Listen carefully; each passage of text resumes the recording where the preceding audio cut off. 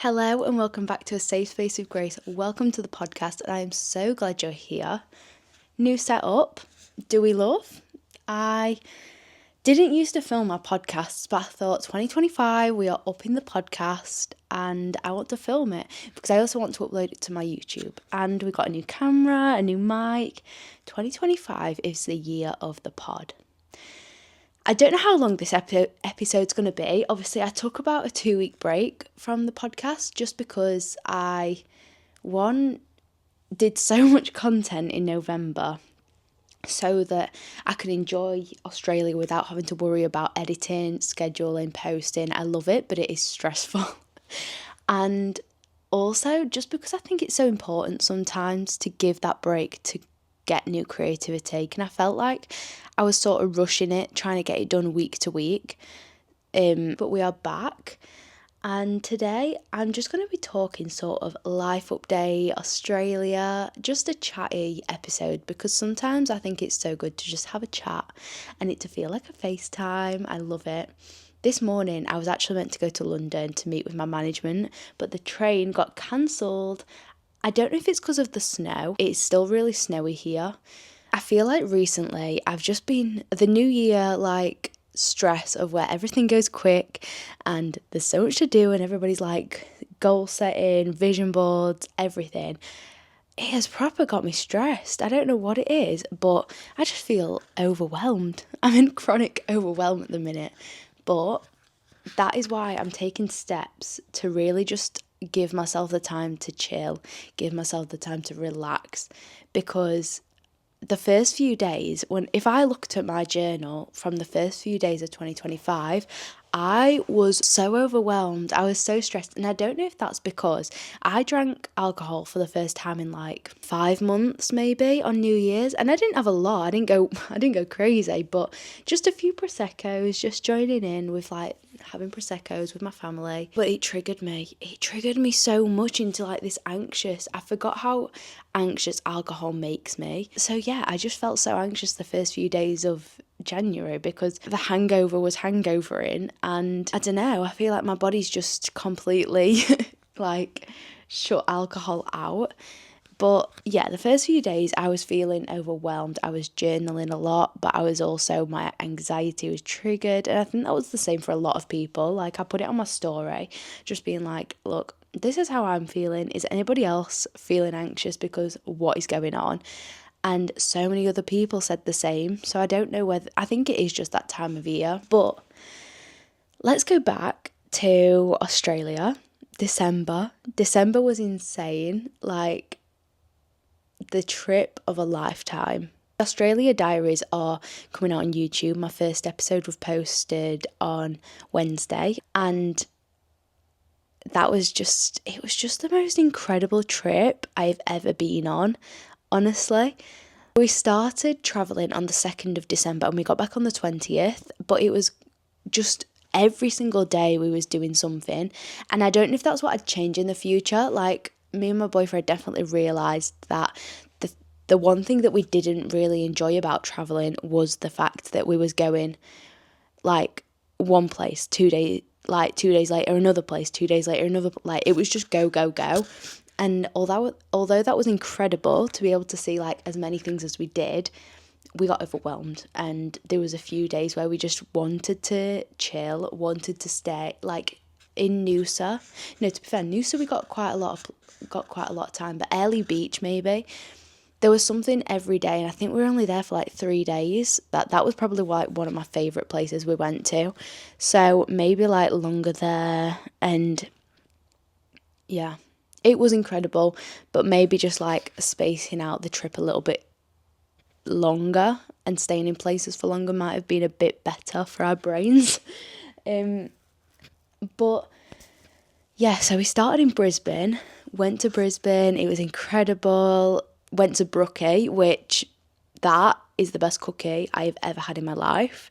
Then we went from Brisbane to Noosa. Noosa was again, such a good place to start. We started it off with going to the beach in the morning, doing a little morning run, doing the coastal walks, going to all the cafes. That is what I miss about Australia, just waking up and thinking, right, what cafe we're going to for breakfast? Let's go get a coffee. Like, I just love that lifestyle. I love you wouldn't think it. Anybody who knows me wouldn't think this, but I love going with the flow when I have an idea of what the flow is. So that was just like it was perfect and I loved it so much. We saw dolphins. I challenged myself so much with food. Like when I tell you, we ate out for 3 meals a day, every day for 3 weeks.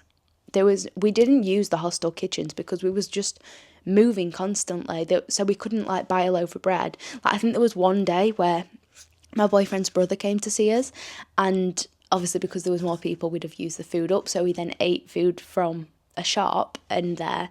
But most days it was just going to cafes. And to say that before I went to Australia, I used to struggle with going out like multiple times in a week, to then go multiple times a day. And although it was challenging, like my brain really freaked out at the beginning, now I've come home and I'm like, no, that's fine. Like, although it was challenging in the moment, it has done me so good to challenge myself now so that I have more freedom. It's really helped. But yeah, so that trip was incredible. That was basically the whole of December, what went on. I keep being hard on myself for not achieving goals that I want to achieve, but then the goals are just not realistic. And I think I just need to take a bit of a chill with myself, with everything.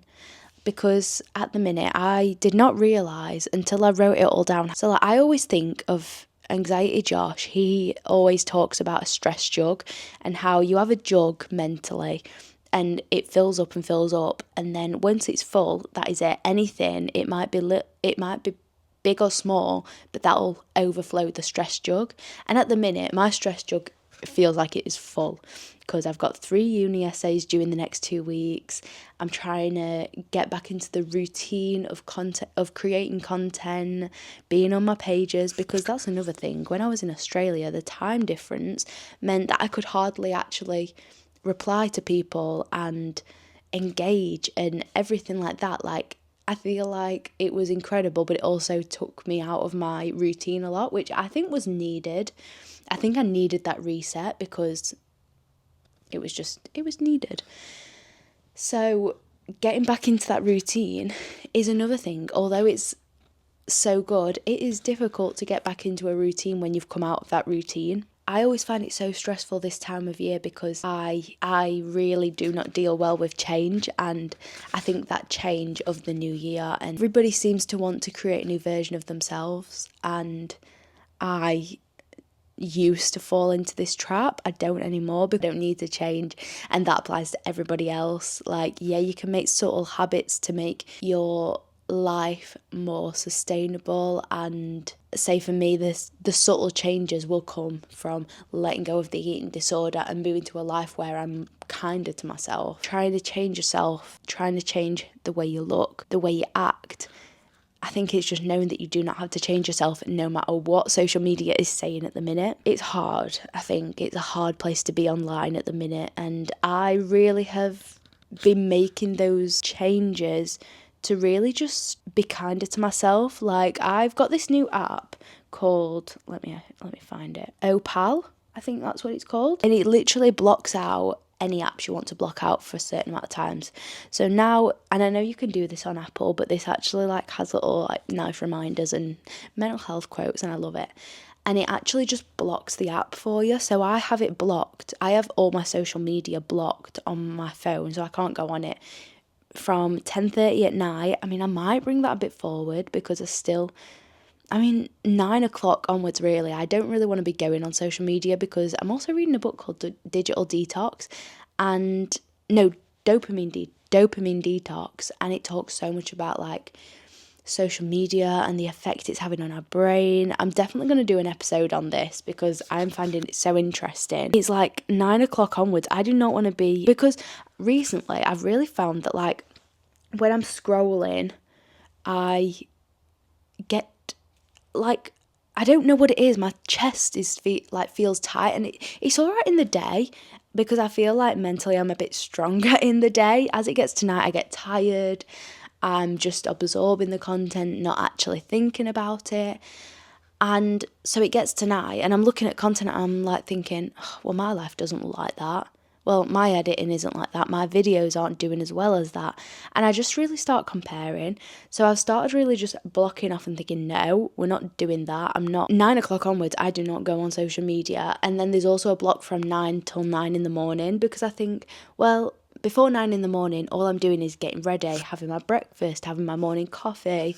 I'm literally just doing stuff that is good for me and parts that I want to introduce into my morning routine. In the past, I've really and there's nothing wrong with getting up and scrolling. Like, that is absolutely fine. I do it as well. Like, sometimes, you know what, I'll go on my Opal app and I'll say break because it's not like nobody's 100% perfect. You're not going to not go in at 100% of the time. Sometimes you just go on the app and that's what happens. It's fine.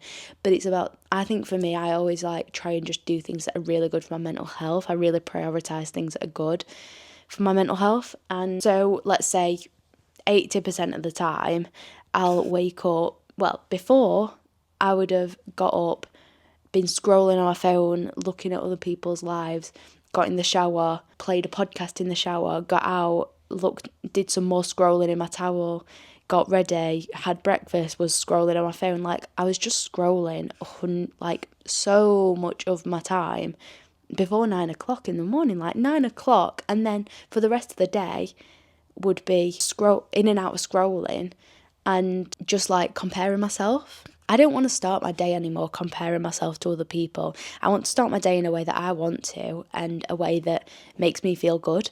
And so I've started not going on my social media. I don't block my messages because me and my boyfriend are long distance. So in the morning, I'll literally get up, message my boyfriend, good morning, everything like that, maybe ring him. But apart from that, I don't really go on my phone in the morning. And I've only been doing this for a week or so, but I've really noticed a difference in my mental space. Like, this morning, I was meant to go on the train, obviously, to London, and my train was at 9 o'clock. And so on my way to the train station, while I was getting ready, everything, I wasn't on social media. And I was actually early for once in my life. And I always thought that me being late was linked to my ADHD. I've not really mentioned this, but I do have ADHD. And so I always link it to time blindness. And I think there is a part of that in it, but a lot of it is I'm scrolling all the time. I'm scrolling on my phone and that distracts me. So yeah, it's time blindness of I don't know it's the time, but also it's my life is just full of distractions sometimes with my phone. And I think I'm finding it really hard as a creator to really separate my life from social media life. And it's I have to go on social media for my job, and I love that. I literally love creating content, consuming content. I love it. I love scrolling and seeing all the fun videos that people are making and seeing what's going on with people's life. But I think it's about finding that balance between not scrolling all the time and scrolling when you want to scroll, not feeling like it's a habit that you're scrolling. But it's hard to find that balance because sometimes I'll scroll to engage with content and engage with my community. But then that engagement with my community will then lead into me scrolling for a few hours. So it's hard. I need to try and find that balance. But yeah, I think this year, I just really want to do things that are good for me and good for my brain. And we're in a new house, we're in a new setting, this house has such a gentle, warm feel to it. It is freezing. This house is freezing. So it's not really a warm feel to it, but a mental warm to it. I'm feeling in a space where I feel like I can really set boundaries for myself. I can really look after myself. And I'm so glad about that. I'm so grateful to be getting to a place like that. So yeah, it's very exciting and I'm excited to see what 2025 brings. It'll be good. So I think this will actually go, so when I upload my podcasts, it tells me I have to put a series, and I don't know how many episodes there was in 2024, but this is going to be series 2. series 2 of A Safe Space with Grace, and I can't wait to bring you along with me. This has been such a chatty episode and I love it. It's going to be a mix of that. This year I'm going to be introducing guests on the podcast. We've got the setup. I'm just so excited to see what this year will bring, and I can't wait to be doing it with you. So let's do this together. We're going to reach food freedom this year. I'll be reaching 2 years in recovery, and I'm so excited to bring you along. So I will see you next week for another episode. Remember, if you've got Sunday scaries, do not worry, it's absolutely okay. Tomorrow is just another day. I, myself, am dealing with Sunday scaries at the minute. I think because life has gotten a bit busy again, I find myself I just get evening scaries. I get scared before every day. But it's fine, it's fine. I hope you enjoyed this week's podcast, and I will see you next week for another episode. Bye!